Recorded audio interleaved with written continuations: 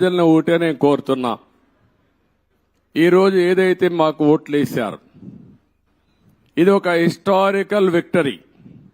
చరిత్రలో నేను 45 సంవత్సరాలుగా చూశాను కానీ ఆంధ్రప్రదేశ్ రాష్ట్రం ఏర్పడిన తర్వాత భారతదేశ చరిత్రలో కూడా ఇంత పెద్ద విక్టరీ ఎప్పుడూ రాలేదు. ఒక్క మాటలో చెప్పాలంటే వన్ సైడెడ్ గా ఇలాంటి ముఖ్యమంత్రి పనికి రాడు, ఇతను అవసరం లేదని తీర్పిచ్చి బ్రహ్మాండంగా ప్రజల ముందుకు వచ్చారు. 95,000 మెజారిటీ ఒక నియోజకవర్గంలో 11 సీట్లు కూడా రాలా వీళ్లకు. అంటే దీన్ని బట్టి అర్థమవుతుంది ప్రజలు ఎంత వ్యతిరేకంగా ఉన్నారో. దుష్ట పరిపాలన అనడానికి దీనికంటే వేరే తార్కాణం అవసరం లేదు. కానీ మమ్మల్ని గెలిపించారు.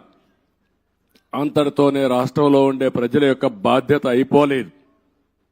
ఆ విషయం నేను గుర్తు చేయదలుచుకున్నాను. అనునిత్యం మీరు ఆలోచించాల్సిన అవసరం ఉంది.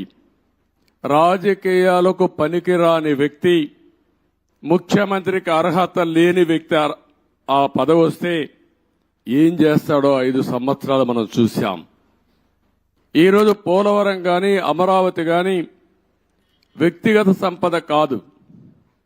ఏ ఒక్క వ్యక్తికో, ఏ ఒక్క వర్గానికో, ఏ ఒక్క ప్రాంతానికో పరిమితమైంది కాదు. కానీ ఇది ఒక సంపద కేంద్రం. ఒక సంపద సృష్టిస్తే అది సమాజానికి పనికొస్తుంది. అదే సమయంలో వ్యక్తులు బాగుపడతారు, ప్రభుత్వానికి ఆదాయం పెరుగుతుంది.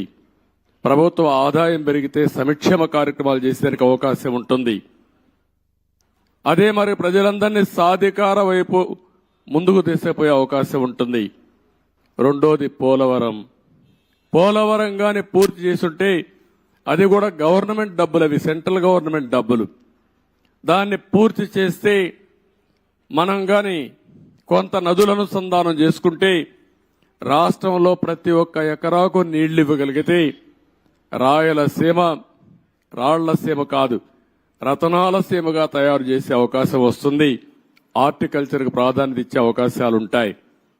మొన్నే పోలవరం పోయొచ్చాను. నా ఆవేదన చెప్పాను. కొన్ని వందల సార్లు వర్చువల్ రివ్యూ చేశాను. ఇంకొక పక్క